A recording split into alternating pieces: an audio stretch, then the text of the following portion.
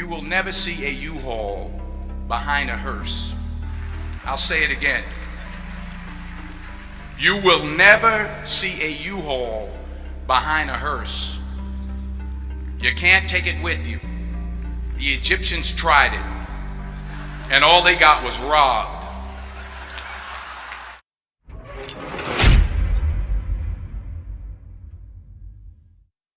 Fail big. That's right. Fail big. Today's the beginning of the rest of your life, and it can be very frightening. It's a new world out there. It's a mean world out there, and you only live once. So do what you feel passionate about. Take chances professionally. Don't be afraid to fail. There's an old IQ test, was 9 dots, and you had to draw 5 lines with a pencil within these 9 dots without lifting the pencil. The only way to do it was to go outside the box. So don't be afraid to go outside the box.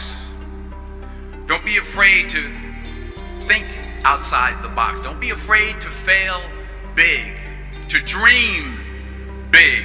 But remember, dreams without goals are just dreams, and they ultimately fuel disappointment.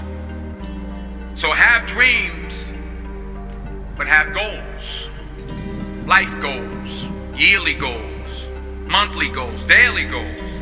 I try to give myself a goal every day. Sometimes it's just to not curse somebody out. Simple goals, but have goals. And understand that to achieve these goals, you must apply discipline and consistency. In order to achieve your goals, you must apply discipline, which you have already done, and consistency every day, not just on Tuesday and miss a few days.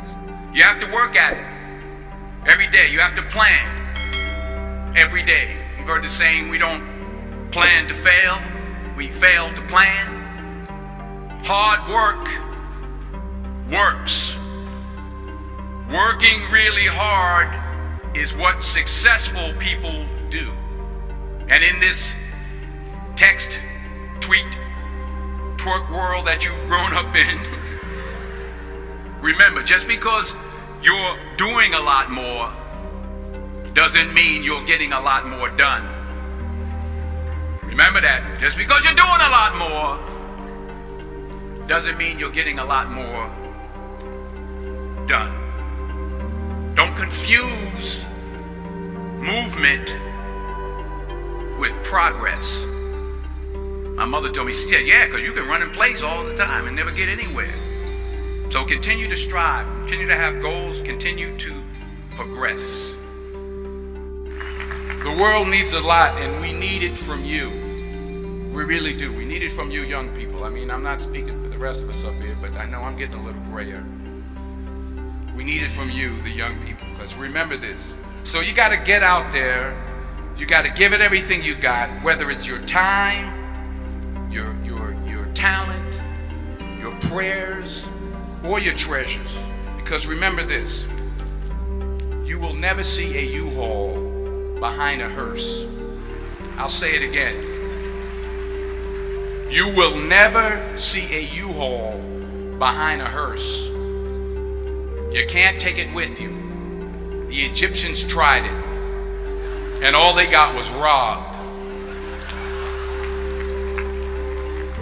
So the question is, what are you going to do with what you have? I'm not talking about how much you have. Some of you are business majors. Some of you are theologians, nurses, sociologists. Some of you have money.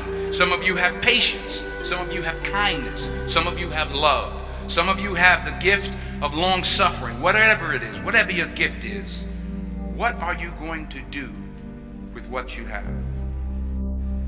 I found that nothing in life is worthwhile unless you take risks. Nothing.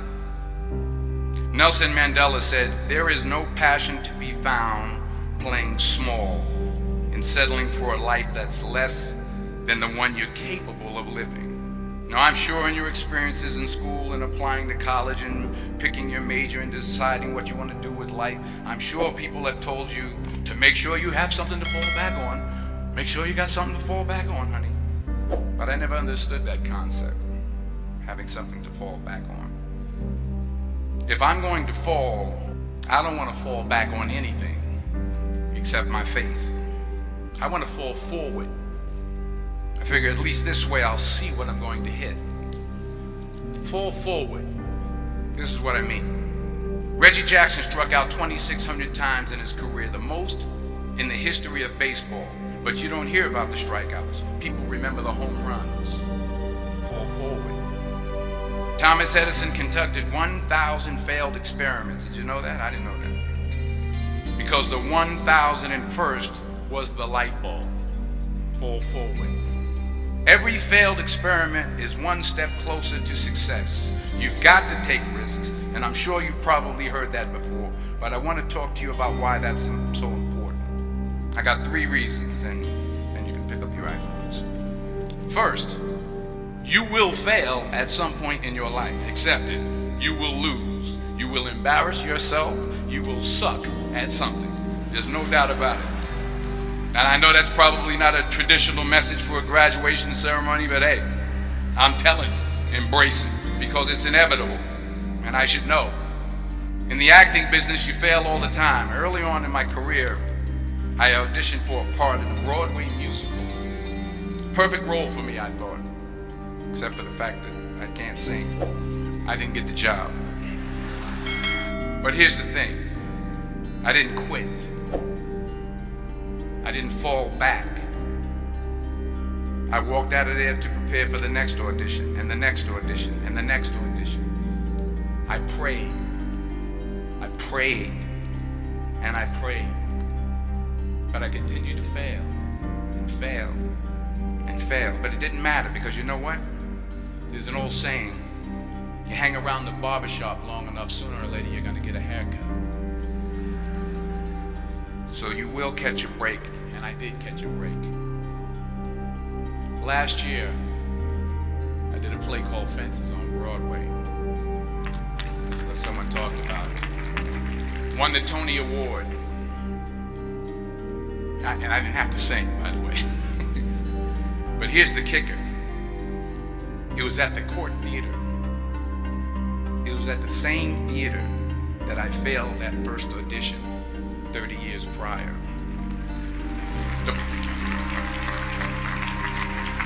The point is, and I'll pick up the pace, the point is every graduate here today has the training and the talent to succeed. But do you have the guts to fail? Here's my second point about failure. If you don't fail, you're not even trying. I'll say it again. If you don't fail, you're not even trying. My wife told me this great expression. To get something you never had, you have to do something you never did. Les Brown's a motivational speaker. He made an analogy about this. He says, imagine you're on your deathbed, and standing around your deathbed are the ghosts representing your unfulfilled potential. The ghost of the ideas you never acted on. The ghost of the talents you didn't use. And they're standing around your bed, angry, disappointed, and upset. They say, we came to you because you could have brought us to life, they say. And now we have to go to the grave together. So I ask you today, how many ghosts are going to be around your bed when your time comes?